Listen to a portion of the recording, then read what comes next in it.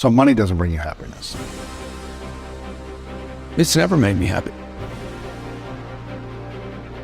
I don't measure happy. What do you measure? I measure accomplishments, I measure targets, I measure, who I'm helping, things that I can actually physically measure. The reality is most of us don't dream big. You got the mindset, are you looking? Are you paying attention? You can do it, bro. You got to give something up. It's not you have to add something, you always have to give something up. Really? I've never been able to go from here to there and not give up something. They got me here. If you're going to go from 0 to a millionaire, when you get to a millionaire, if you want to go to the next level, you want to go to 10 million, you will have to give up the millionaire life.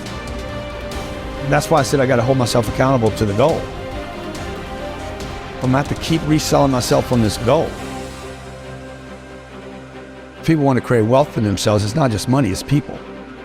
Not how much money I have. I mean, we all know about the wealthy person that has no friends. He's on a yacht by himself. And that's not wealth, right? It's just a bunch of money and material collections. To me, there's no way to create real wealth by just going inside. You got to go, I got to add people. How do you get people to know who you are? I say almost yes to almost everything. Why do you say yes to everything? Because it connects me to another person. I need people to get to know who I am. I'm going to become somebody. I want to contribute more. I don't think about I want to be more happy. I'm not thinking about joy. I'm not thinking about contentment. I'm thinking about action. I want the action. I want the grind. I want the possibility. I want legacy. I'm trying to figure out how to extend 100 years. How could Grant Cardone still be relevant in 21, 23? Do I want more happiness? Dude, I want more time is what I want. And I want more health. Would time and health bring you more happiness? As long as I have people around me that I want to be around. I don't like being around people that don't do stuff. I don't like people that talk about doing something and don't. I don't like being around people that can't pay bills and can't throw in and can't contribute, because I know they can. Most of the people watching right now, everything you have budgeted for in your life, you can pay for. It's the things you didn't budget for, the big dream. But everything else, you got covered. Everything people pay attention to. House note, car note, electric bill, water bill, basics. Everything gets covered. What if you just added a whole bunch of other stuff to the list? What if we were all brought up to say, hey, we're going to cover all this stuff? People would be even more productive. What would you say are the top 3 ways, the best ways to multiply money then? Get rid of it. You got to get rid of it. First, you got to make it. I got to collect it. I got to collect some. Then I got to figure out, okay, this pays for this basic living. Everything above that, don't spend any more money. Like the rest of it, if this is $4,000 and I make 7, the entire 3 has got to go into investments. Every month?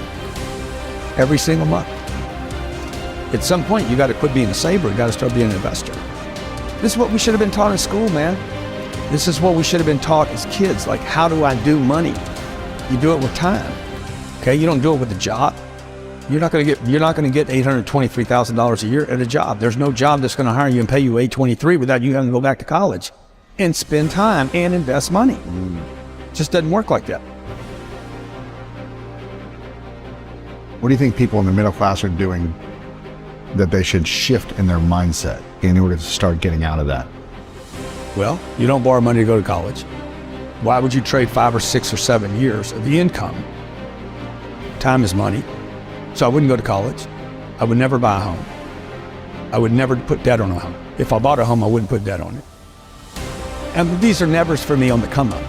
On the come up, yeah. On the come up. Once you have the cash. Dude, once you're wealthy and you want to go buy homes and buy yachts and stuff, well, do whatever you want to do.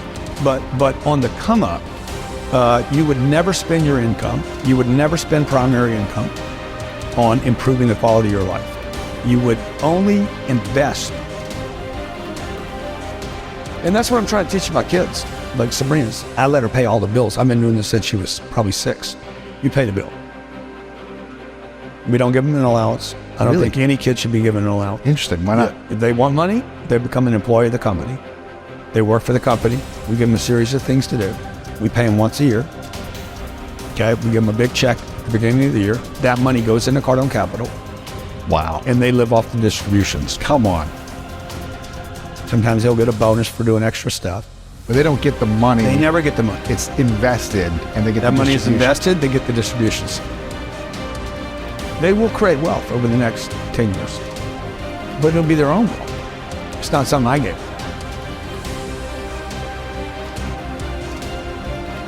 If you could only teach your kids 3 lessons about money, Yeah. what would those lessons be? People. Number one, meet people. No one's a stranger. Money's a people game. 2, once you get it, don't lose it. And number 3, invest in things where you can never lose your capital. Now, the person watching this, she's a waitress and she's got 2 kids at home. She's like, I'm never gonna make 800. It's because you already gave up on the idea. Like you never said that's the target, and you keep thinking you got to wait tables, and you quit already. How many people are in debt in America? 40% of people that make $1 million a year still are living paycheck to paycheck. 40%? 40%. But that's not because of inflation. That's because they spent money they shouldn't have spent. They thought they were entitled to because they're millionaires. They live above their means. They live above their investments, not their means. How can we shift the relationship to money that we have so we can have a better experience emotionally and spiritually about money? Anything you're hiding, you're going to have problems with. The secret keeps you sick. First thing I look at every day is my money. I have a great relationship with my money.